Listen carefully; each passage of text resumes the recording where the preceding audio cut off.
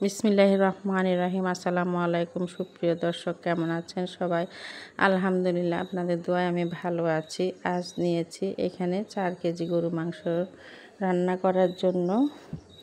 4 KG মাংসতে আমি পরিমাণ বলতে পারতেছি না, আমার হাতের আন্দাজে হলুদের গুঁড়ো দিয়ে দিচ্ছি প্রথমে, এরপরে দিচ্ছি লবণ হলুদ দিয়ে একটু মাখিয়ে নিব। আর এখন দিয়ে দিব সয়াবিন তেল হলুদ লবণ দিয়ে মাখালে তাহলে মাংসের কালারটা কতটুকু হলুদের গুঁড়ি লাগবে সেটা বোঝার জন্য প্রথমে আমি হলুদ লবণ তেল দিয়ে মাখিয়ে নিচ্ছি। লবণ হলুদ তেল দিয়ে একটু ভালো করে মাখাতে হবে। ভালো করে মাখালে সবগুলা মাংসের কালার কতটুকু পরিবর্তন আসছে বোঝা যাবে। আপাতত আমি হলুদ আর দিব না, কারণ রাঁধুনি মাংসের মশলা ব্যবহার করব, তাই।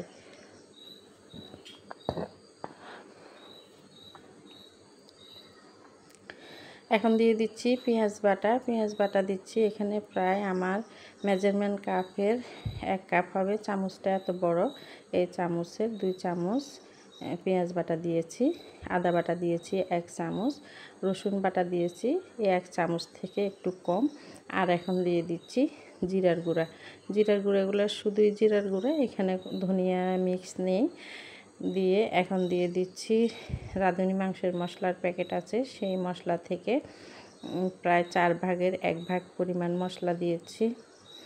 আর দিয়ে দিব আমার নিজের তৈরি করা কিছু বাটা মশলা, মিষ্টি জিরা থেকে শুরু করে জায়ফল, জয়িত্রী, স্টার, লবঙ্গ, কাবাব চিনি, এই ধরনের যত মশলা আছে সবগুলি মশলা দিয়ে আমি আমার পরিমাণ মতো করে ব্লেন্ড করে নিয়েছি। সেই মশলাগুলো দিয়ে এখন ভালো করে মেখে নেব।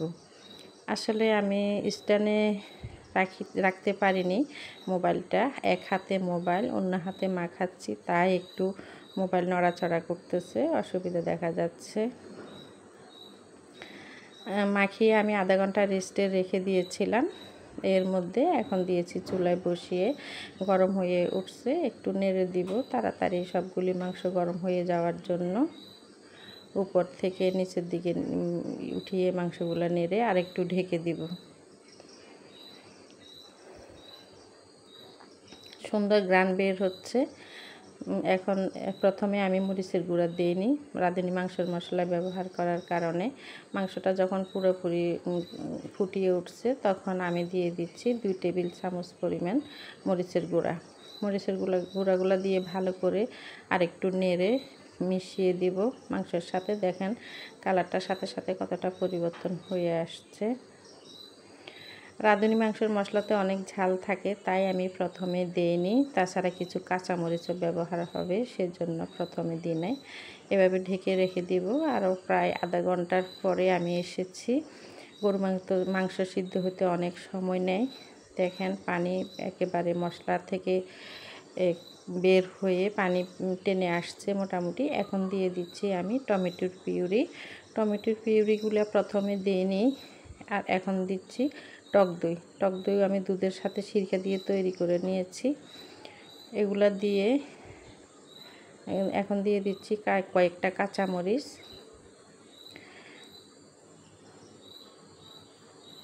আর দিয়ে দিব কয়েকটা আলু বোখারা। মোটামুটি হাফ সিদ্ধ হয়ে গিয়েছে। এ পর্যায়ে আমি এখন কাঁচামরিচ আর আলু বোখারা দিয়ে ঢেকে রেখে দিব। যতক্ষণ সিদ্ধ হতে সময় লাগবে ততক্ষণ। মাংস মোটামুটি রান্না হয়ে গিয়েছে। মাশাআল্লাহ, খুব সুন্দর গ্রান বের হয়েছে এবং টেস্ট করার জন্য একজনকে দিয়েছি, উনি বলছে মাশাআল্লাহ খুব ভালো হয়েছে। এখন মাংস মোটামুটি রান্না শেষ। আমি সামান্য একটু ঝোল দিব, যেহেতু অনেক মানুষ খাবে, একটু সামান্য ঝোল লাগবে।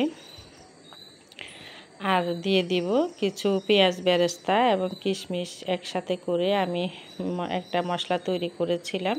সেগুলি যখন রান্না শেষ হয়ে যায়, মোটামুটি শেষ পর্যায়ে দিয়ে একটু ভালো করে ফুটিয়ে উঠলে তখনই নামিয়ে নিই।